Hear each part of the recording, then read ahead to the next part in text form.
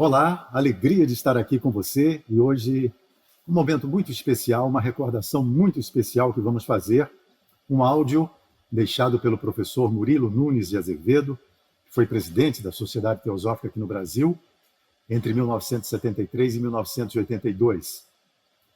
Em 1975, a gente lembra que foi o centenário da Sociedade Teosófica Mundial e o professor Murilo era o presidente nessa época. É um nome muito conhecido até hoje pelas suas múltiplas atividades. Ele foi engenheiro, professor universitário, pesquisador das tradições orientais, teósofo, monge budista. Ele era da Escola da Terra Pura e também teve uma presença marcante na televisão, no cinema, no jornalismo. O professor escreveu vários livros, vocês estão vendo aí algumas capas. Essa palestra foi realizada no Rio de Janeiro, nós não temos a data precisa, mas eu acho que muita gente vai ficar muito feliz de ouvir a voz marcante do professor Murilo e a sua maneira clara e objetiva e sentida, profundamente verdadeira de transmitir os ensinamentos teosóficos.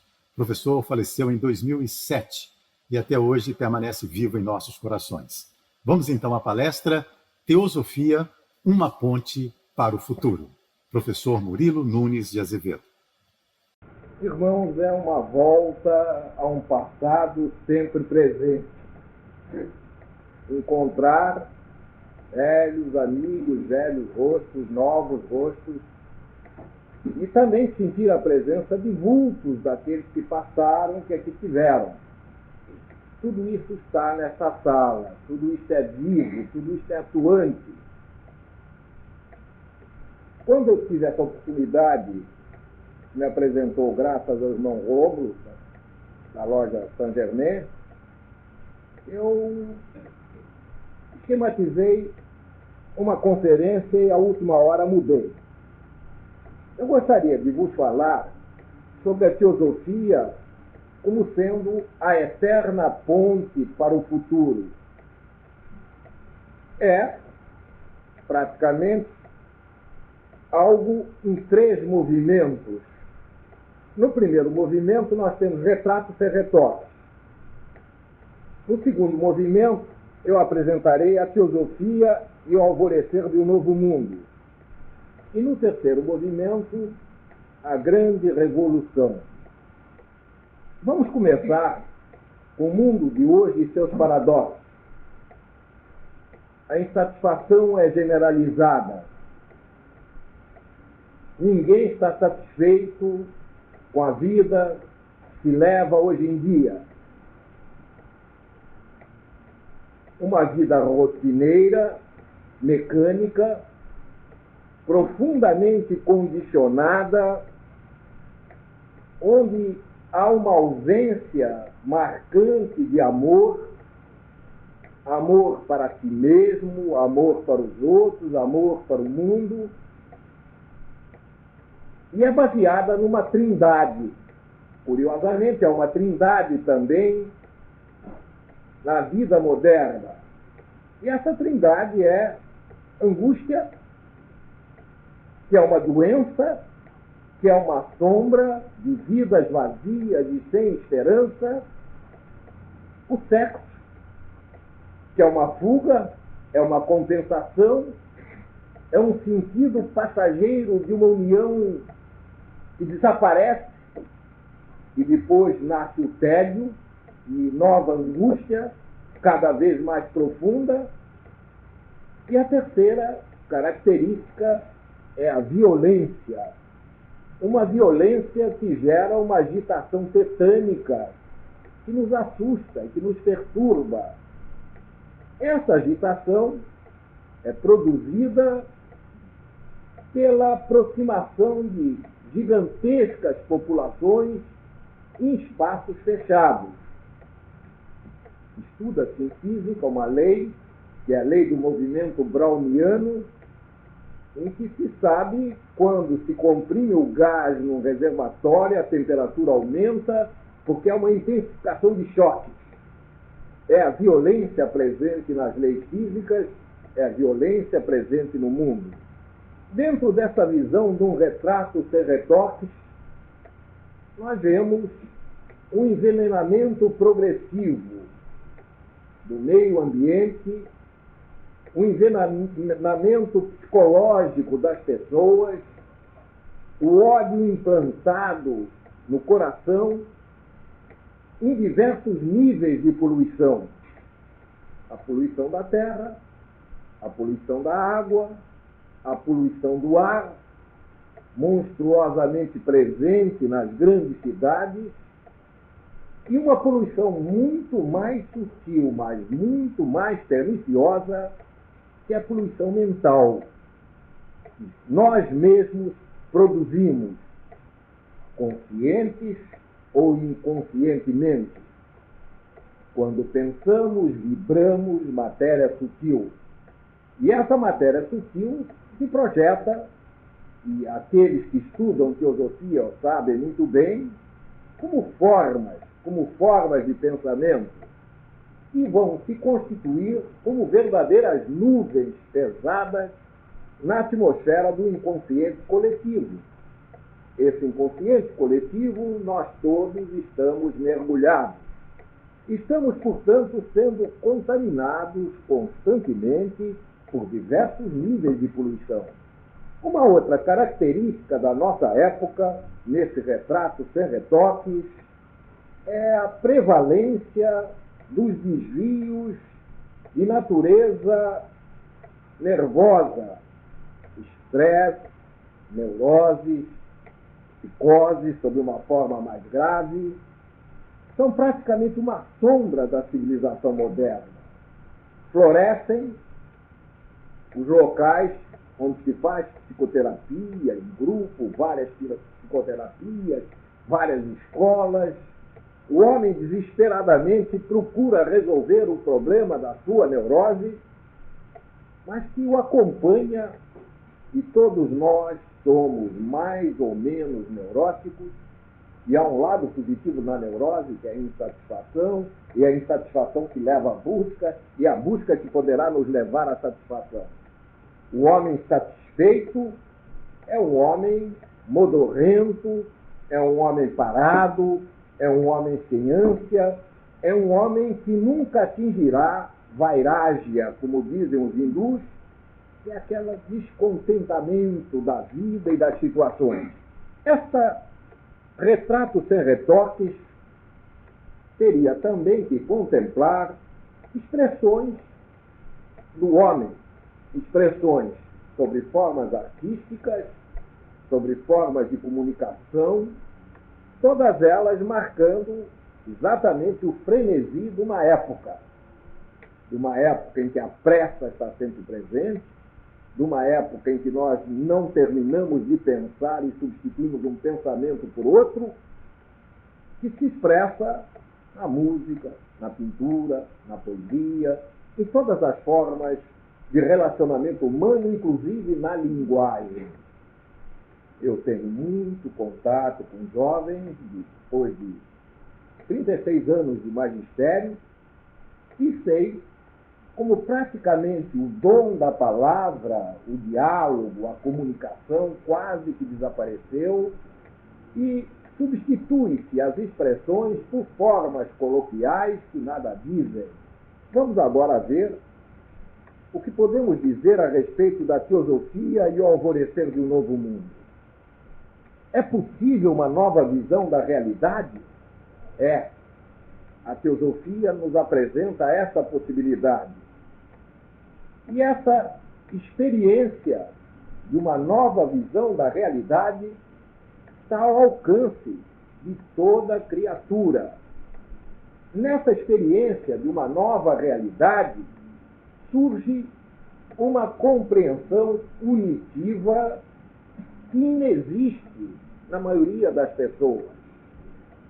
Neste momento, trabalho com todo carinho num livro que considero uma joia do pensamento humano, que é o Vivekachudamani, de Shankaracharya, o grande mestre da Vedanta Advaita, que no século VI já nos revelava exatamente caminhos para encontrar essa experiência unitária, para o mergulho em Ananda, na paz que existe em todos os locais.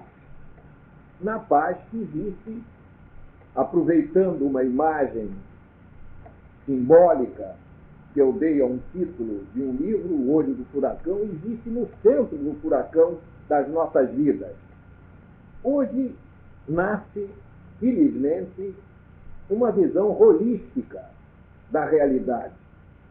O holismo, a quem eu estou ligado diretamente, com Holos Brasil, em Brasília, nasceu exatamente da visão teosófica da realidade. É um outro nome para a teosofia. É um nome que talvez não traga impregnado em si a noção de Deus que está em teosofia. Holos é totalidade, é conjunto. E muita gente tem medo de Deus, ou não admite ou foge dele. O que importa não é o nome, o que importa é a coisa em si. A visão holística nos permite nós trabalharmos naquilo que a sociedade teosófica tem procurado fazer desde a sua fundação, na ciência, na arte, na filosofia, na religião. Ciência, filosofia, arte e religião não são livros separados numa biblioteca. Existe uma interligação dinâmica entre eles. Existe um fio condutor que une a ambos. E eu, como velho professor, não posso ver quadro negro. Então, vou fazer aqui uma pequena matriz de religião, filosofia, ciência e arte. Formas através das quais o homem se expressa. E aqui, na horizontal, eu colocarei novamente religião, filosofia, ciência e arte. Dizemos que coisa maravilhosa é a visão teosófica do conjunto. Existe uma religião da religião. Religião da religião. Que é aquele sentido profundo da unidade subjacente por trás de toda manifestação religiosa. É aquilo que é o âmago da religião. É aquilo que é a essência da religião. É aquilo que o Dr. Bhagavan, um grande filósofo, escreveu no livro A Unidade Essencial de Todas as Religiões. Existe uma filosofia da religião. Existe uma ciência da religião. Religião é uma ciência. A religião pode ser estudada como uma ciência. Existe uma arte ligada à religião. E por aí nós vamos fazendo todas as espécies de combinações. Existe uma ciência da religião, existe uma ciência da filosofia, existe uma ciência da ciência, existe uma ciência na arte, e por aí nós vemos que esse é um grande conjunto na qual não existe separação. É essa ideia que se procura dar na universidade recém-criada em Brasília, que é a Universidade Holística, apresentando essa visão, que é uma visão filosófica da realidade. Vamos agora falar um pouquinho de um belíssimo conceito hindu, que é o conceito de adhisthana. É uma palavra sânscrita que significa interrelacionamento dinâmico entre uma coisa e outra. Interfecundação. O sânscrito é uma linguagem muito difícil de traduzir, porque o sânscrito apresenta uma grande variedade de palavras que caracterizam exatamente aquilo que elas querem expressar. Novamente, o Dr. Bhagavan tem uma obra também maravilhosa chamada A Ciência das Emoções. Ele analisa em sânscrito os vários tipos de amor, de ódio e tudo mais, que nós, na nossa linguagem, expressamos somente por uma expressão ódio ou amor.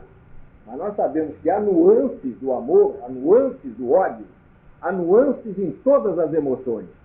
O sânscrito tem palavras adequadas a cada uma dessas tonalidades. Por isso é chamada a linguagem divina. A distana, portanto, é interfusão. É unidade na diversidade. É aquela visão de conjunto que é necessário para qualquer um de nós, na sua situação de família, na sua situação como profissional, na sua situação, sempre ver o conjunto. Nunca radicalizar por um ponto de vista. Nunca se colocar na posição dos senhores do karma para tentar julgar o ato de quem quer que seja. Nós não sabemos ver o conjunto dos acontecimentos. Nós somos cegos para o conjunto. Inúmeros são aqueles que encontraram esse caminho, aquilo que eu chamo o caminho do um. Esses são os místicos. Os místicos são homens e mulheres de uma rara sensibilidade que saltaram por cima das barreiras, mergulharam na essência. O teósofo é um místico em potencial. Existe uma grande diferença entre teosofista, teósofo e místico. Teosofista é aquele que concorda com os objetivos da sociedade teosófica, assina, mas ainda não vive a teosofia. O teósofo é aquele que transforma esses objetivos no dia a dia. Apesar de não sermos perfeitos, não sermos santos, procuramos viver esses objetivos que sentimos que há algo de eterno neles. E o místico é aquele que transcende o pensamento e a palavra e passa a ser, em vida, esse conhecimento aplicado. Algumas considerações a respeito deste caminho. Vou ler, ainda está manuscrito, está sendo passado à máquina, o versículo 264 de Shankaracharya, exatamente no Viveka-chudamani. Constata o fato que tu és aquilo, Brahma. Se quiserem, usem a expressão Deus.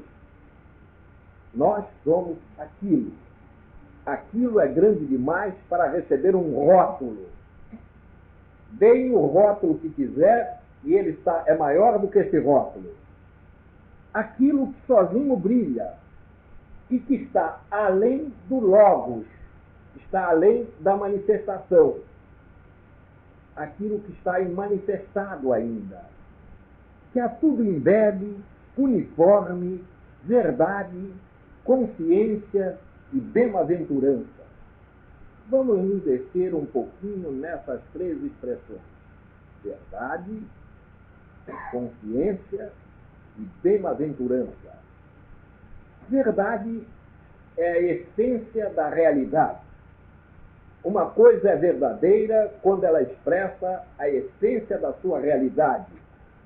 Nós vemos como nós somos mentirosos nas nossas falsas aparências, na nossa comunicação, porque realmente o Senhor Buda dizia que a compreensão correta é o primeiro estágio de um caminho que leva o homem à integração perfeita, ou ao nirvana.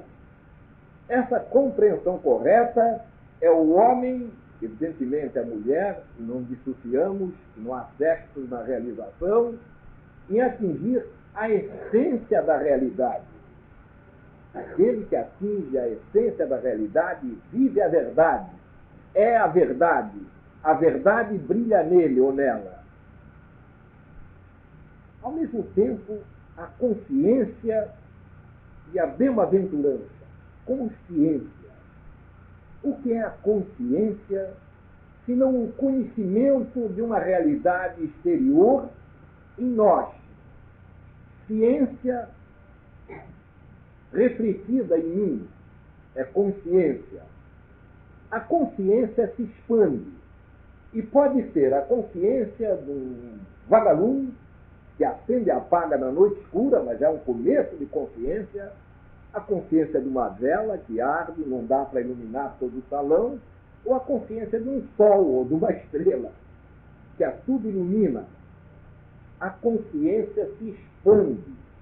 A consciência ilumina áreas do conhecimento que são ainda desconhecidas para nós.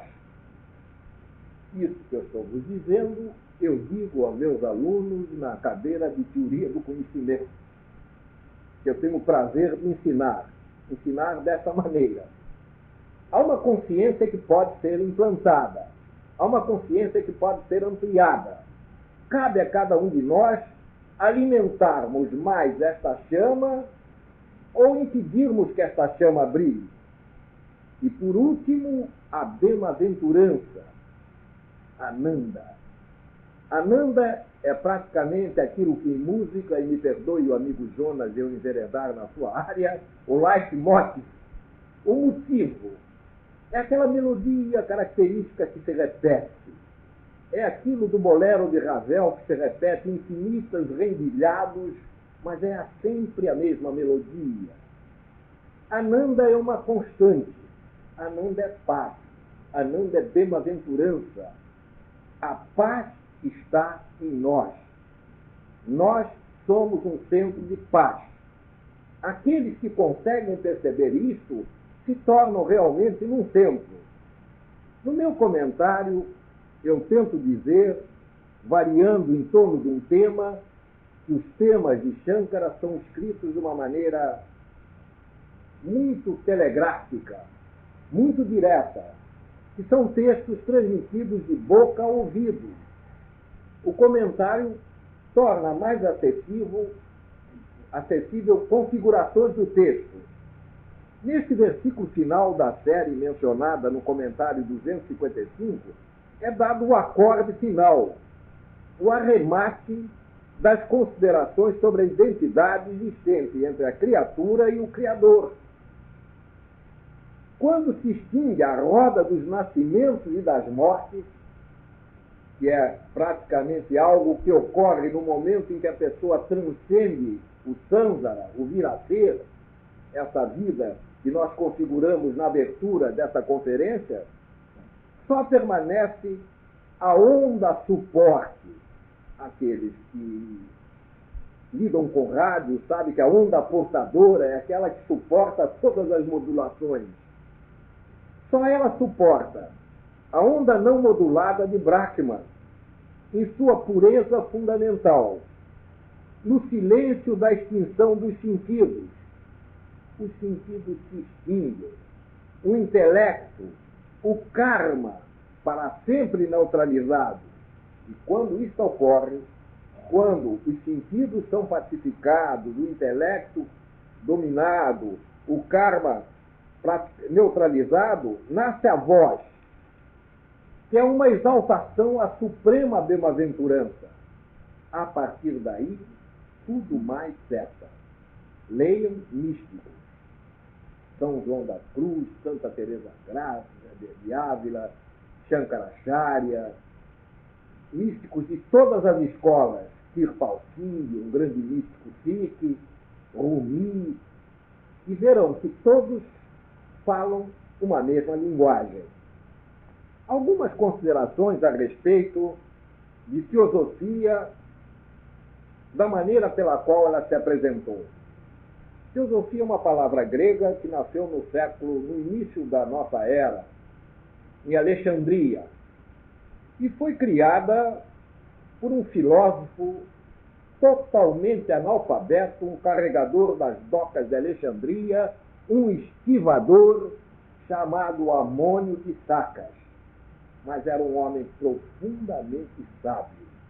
Aos seus pés, enquanto ele descansava da sua tarefa de transportar pesadas sacas e fardos das barcaças para as docas, reuniu-se os seus discípulos. E ele, de uma maneira muito simples, de uma maneira direta, infelizmente nada ficou, a não ser ecos daquilo que Amônio de Sacas disse, o que era exatamente essa sabedoria eterna que ele chamava de teosofia. Um dos seus discípulos era um homem muito rico, chamado Plotino, um grande filósofo, que tem uma obra monumental chamada Eneida, em que ele apresenta as visões do seu mestre, exatamente de Amônio de Sacas. Mas antes da escola de Alexandria, havia uma teosofia com outro nome. Por exemplo, na Índia se fala de Sanatana Dharma. Sanatana Dharma é ensinado até hoje nas escolas da Índia para crianças em vários níveis, que é praticamente a essência do hinduísmo. O seu comportamento, os seus rituais, o seu posicionamento diante da vida, da morte, das situações das mais difíceis, os vários rituais que envolvem a vida do hindu, desde o momento em que ele é concebido, até o momento em que ele nasce, até o momento em que ele recebe o cordão do Brahmane.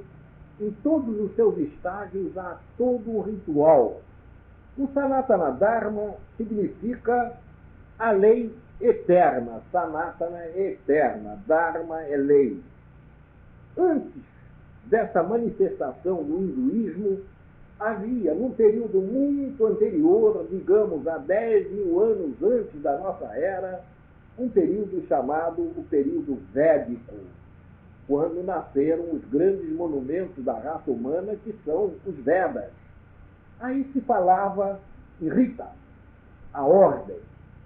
Inúmeros trechos dos Vedas, e nós temos nos Vedas as joias que são os Upanishads, nós encontramos expressões ligadas ao Rita, a ordem. Essa mesma ideia, entretanto, não ficou somente localizada na Índia. E nós vemos na China, Lao Tse, nos falar do caminho perfeito, do Tao, da linha de menor resistência. E Lao Tse dizia: a água segue sempre a linha de menor resistência. Quando ela cai no pico da montanha, ela vem procurando por meandros e caminhos os mais diferentes até encontrar o oceano ou o rio ou o manancial com o qual ela se funde. E todo o taoísmo nada mais é do que uma intensificação dessa ideia, dessa possibilidade, dessa união de gotas perdidas que estão capturadas momentaneamente em corpos e não encontram nenhum entusiasmo, nenhum caminho para correr pela linha de menor resistência até o lago. A teosofia não é para santos, mas há, sem dúvida, um caminho da santidade aberto a todos nós. Em primeiro lugar, o teósofo torna-se diferente e começa a ser notado. Como professor, como engenheiro, como médico, como cantor, em qualquer uma das atividades, ele é alguém diferente. Diferente em seus hábitos, diferente em suas reações, diferente em sua visão da vida. É alguém que começa a recuperar aquilo que William Blake chamava nos seus poemas as canções da inocência, a inocência perdida. Todos nós temos ainda em nós essa inocência. E essa inocência poderá ser alcançada se nós dermos as condições necessárias para mergulharmos no reino em que ela vive. Deixar vir a mim as criancinhas, dizia o Mestre Jesus. E criancinhas não são criancinhas de idade tenra. Qualquer um de nós pode se transformar numa criancinha, por mais branco que sejam os seus cabelos. Aqueles que têm o seu coração tocado, aqueles que expressam plenamente a paz que está em si, vivem nesse estado de inocência, que é um estado de extraordinária importância para aquele que o vive e para aqueles que estão à sua volta. Vamos ao terceiro movimento, que é aquele que eu chamo da grande revolução. E essa grande revolução nos leva ao título desta palestra, que é a eterna ponte para o futuro. Por este caminho, muitos já trilharam. Helena Petrovna Blavatsky, Emily Walcott, Gina Rajadasa, Liv Bitter, quantos seguiram esse caminho? O senhor Sirihan, a senhora Rada Bournier hoje.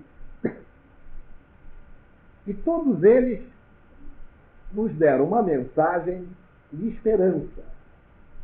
Não há nenhum filósofo que não alimente a esperança, que não dê a esperança a quem sofre de ver a sua dor sanada, que não dê a esperança àquele que se julga preso, que ele nunca esteve preso, mesmo que ele... Do teósofo.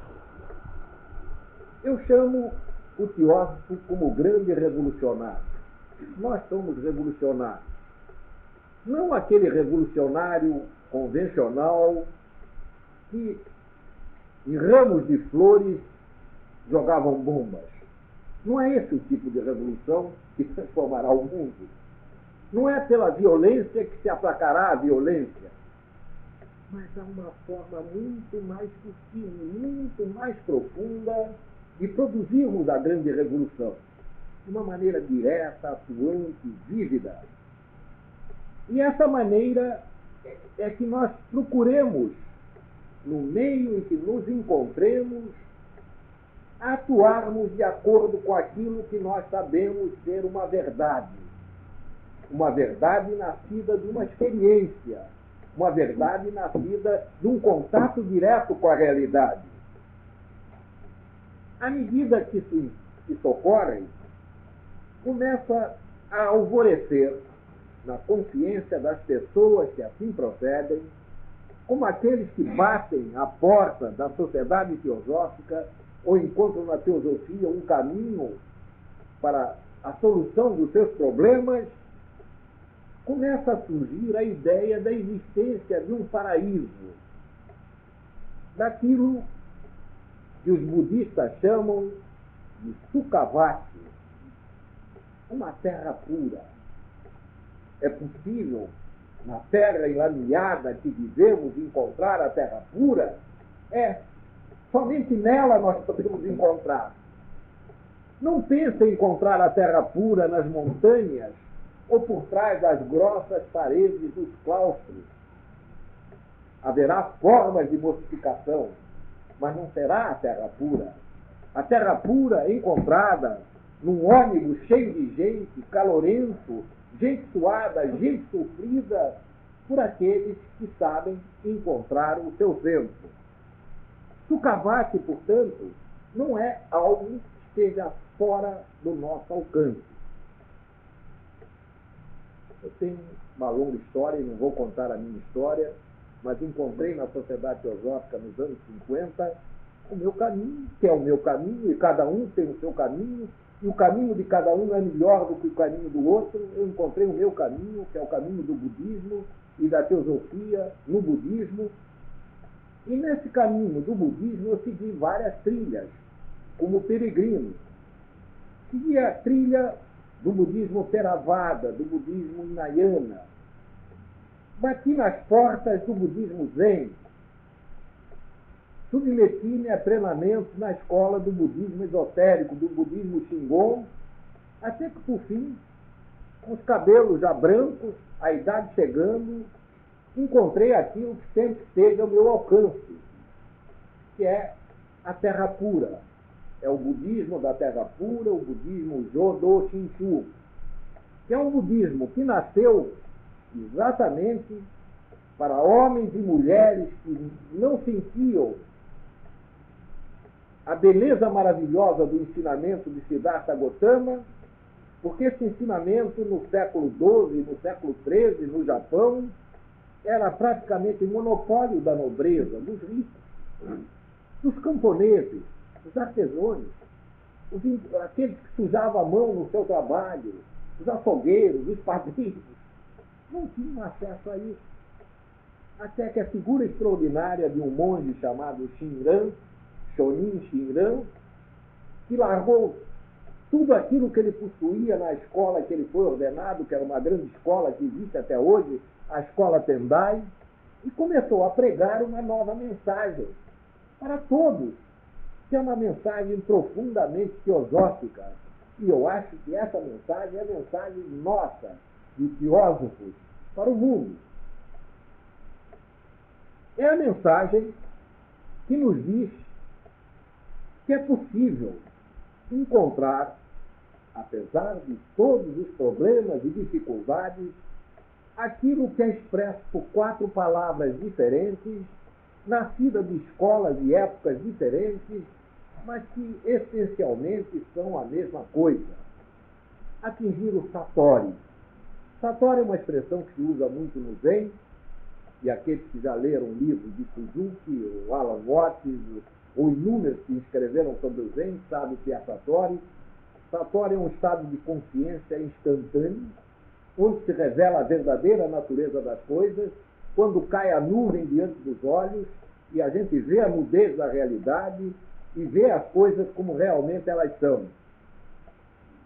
Nirvana é uma expressão muito usada no budismo para significar um estado de extinção. Nir significa soprar. Vana, desvanecer. Nirvana, portanto, é um estado de desvanecimento que levou muitos estudiosos no século XIX a considerarem o budismo como uma doutrina nihilista.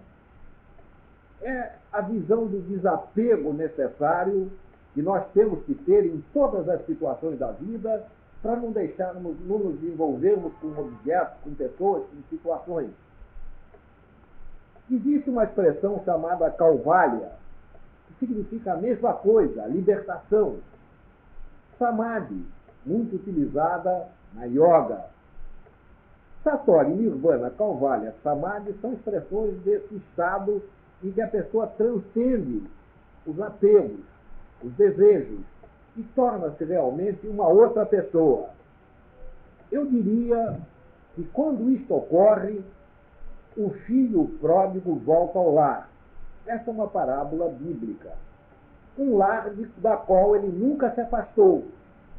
Nós estamos no lar desde que nascemos e até o momento em que fechamos os olhos.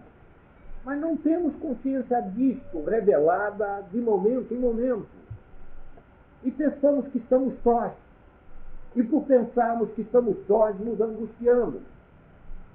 E porque nos angustiamos, buscamos derivativos para esse isolamento, essa solidão. O grande mito da nossa era é o mito da solidão. Não existe solidão para aqueles que penetram na essência de si mesmo. O homem solitário é um mito criado por aqueles que não percebem a unidade que existe em todas as coisas. Nós nunca podemos estar sós, porque nós fazemos parte de uma natureza viva. Nós somos células de um grande corpo, fremente de vida, pulsante de vida. Portanto, a solidão é um mito que o teósofo deve, na medida do possível, explicar e tentar transmitir às pessoas exatamente que ela pode ser vencida, que ela pode ser transcendida. O filho pródigo, portanto, volta ao lar. Vamos agora, à medida que nos aproximamos do final, qual o papel do teósofo no mundo de hoje? Meus amigos, agora o engenheiro começa a falar. Falou o professor, falou o místico, falou o poeta, falou aquele que não é coisa alguma, falou aquele que fala, que gosta de falar. Mas o engenheiro, principalmente o engenheiro ligado a planejamento, se preocupa muito com o amanhã. Em termos práticos, qual é o amanhã da raça humana?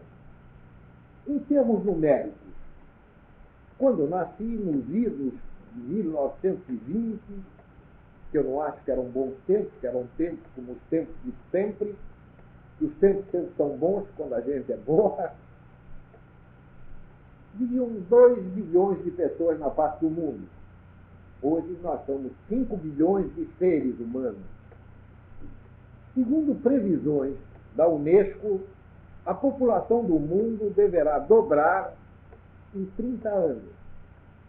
Nós teremos, portanto, 10 bilhões de pessoas morando no mundo. Uma das coisas que muito me preocupou como teosofista e como teósofo, de onde vêm esses seres?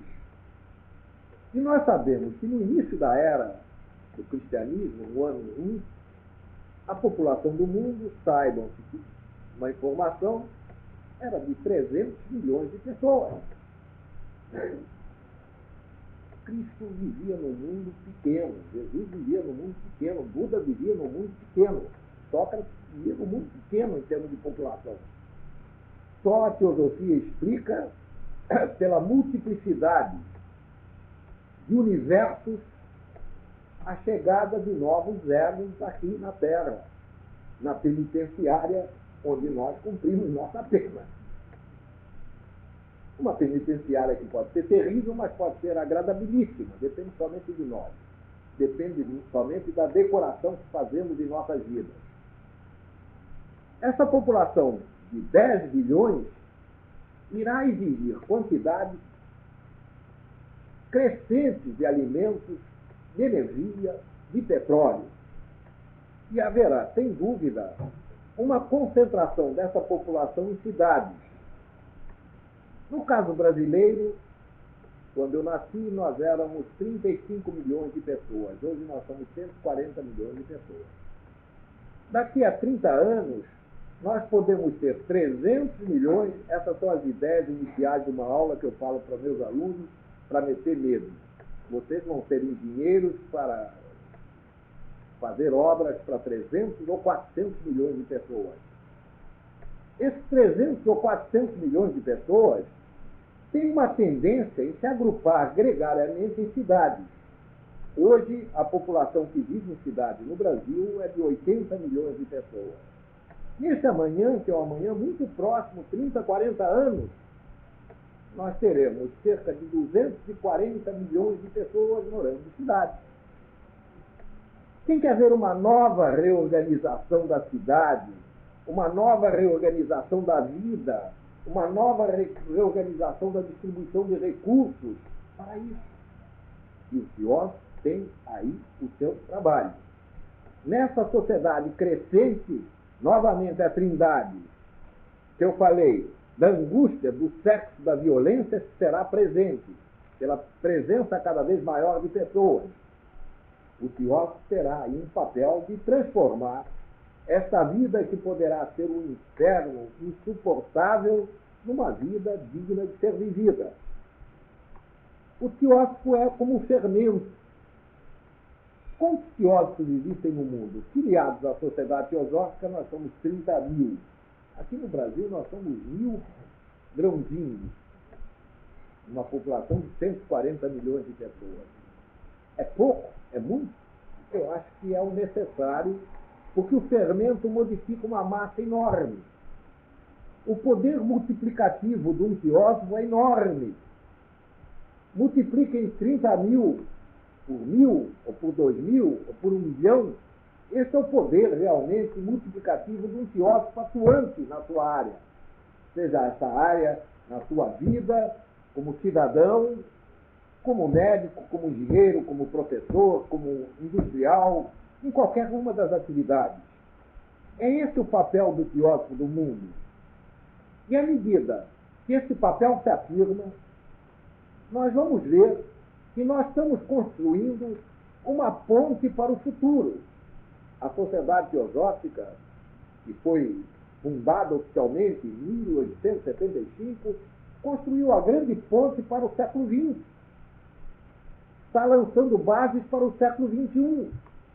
A doutrina secreta esse ano faz 100 anos. E se nós estudarmos a doutrina secreta em profundidade, nós sabemos por que Blavatsky diz que esse livro será compreendido daqui a 1 século ou 2 séculos. Que realmente ele nos dá chaves para esse mundo do amanhã. A teosofia modificou a face do mundo do século XX. Quem diz isso não sou eu. Quem diz isso é um homem da autoridade de um Carl Gustav Jung, que tem um livro em que ele analisa, em vários pontos, o papel da teosofia no século XX. Qual foi um desses papéis? Primeiro, foi aquilo que precedeu o ecumenismo. Iria ser apregoado por João XXIII, o santo, e foi um grande homem, realmente de grande coragem, mas a Sociedade Teosófica, desde a sua origem, falava nisso. A Sociedade Teosófica produziu a possibilidade da permanência da joia que é o budismo, quando estava sendo perseguido pelo poder colonialista da Inglaterra, pela tendência dos ingleses quererem transformar os povos dominados praticamente em pequenos modelos do inglês, tendo uma outra estrutura psicológica completamente diferente. O coronel Walcott teve a coragem de se tornar budista publicamente em Colombo. E lá, ele e Blavatsky iniciaram um trabalho de defesa do budismo no Ceilão. E não foi só isso que ele fez. Ele continuou essa sua pregação teosófica do budismo, que é aquela que eu tento implantar. Eu sigo os passos do coronel Walcott. Ele é o meu grande iluminador. No sentido de implantar isto na Camboja, no Japão, em vários locais ele levava essa mensagem. Isso foi um trabalho da Sociedade Teosófica.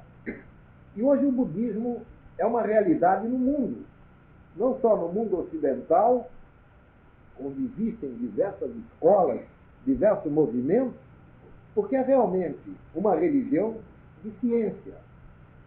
Um outro papel extraordinário da Sociedade Teosófica foi a construção de uma ponte entre o Ocidente e o Oriente, levando aos povos do Oriente a visão da beleza de suas tradições. Enquanto o inglês procurava modificar a face da Índia, com seus hábitos e seus costumes, a Sociedade Teosófica mostrava a beleza e a grandeza do hinduísmo e de valores que deviam ser preservados. Inúmeros colégios que hoje se transformaram em universidades foram criados por Annie Besant. Annie Besant despertou a consciência da Índia do valor da sua independência e foi a grande instrutora do Mahatma Gandhi, que reconhece isso na sua autobiografia. A teosofia não ficou por aí na sua visão de futuro. No campo da arte, existem inúmeros teósofos que marcaram posições. Eu lembro o nome na música de Scriabin, um músico genial que buscava uma arte completa, uma arte na qual o homem pudesse manifestar toda a sua consciência. No mundo da pintura, muitos não sabem, mas a pintura moderna foi fortemente marcada pelo sentido liberador da teosofia na expressão, com Piet Mondrian, com Kandinsky, com Paul Klee. Nós vamos encontrar, portanto, a presença da teosofia em vários campos. No campo da teosofia, a extraordinária transformação de um Fernando Pessoa no maior poeta da língua portuguesa, produzido graças ao fermento da teosofia, ao fato dele traduzir livros da Sociedade Teosófica. Ele foi fortemente contaminado por essas ideias. Alberto Caeiro é o retrato do poeta, é o retrato do teósofo. Portanto, e esse será o nosso acorde final, como professor eu falo 50 minutos, que é quanto me pagam, o amanhã nasce agora. E todos nós podemos fazer esse amanhã. Esse amanhã poderá ser risonho, feliz para nós e para aqueles que vivem à nossa volta, ou poderá ser terrível. Conscientizem isso E vejam a importância de uma pequena frase que nos vem do budismo Zen, que é de uma profunda sabedoria. Cada momento é um novo momento. No instante que conseguirem penetrar na essência desse, que pode ser um koan, vocês terão resolvido o grande problema que a teosofia permite resolver. Muito obrigado a todos.